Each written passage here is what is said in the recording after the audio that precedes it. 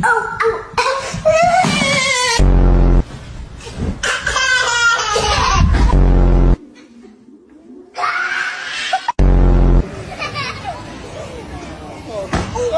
shit!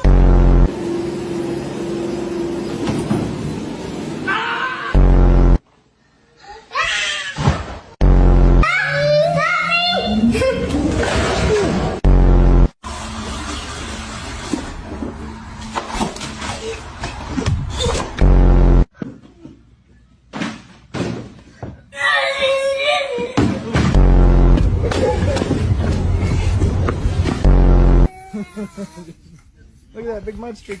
Oh my god.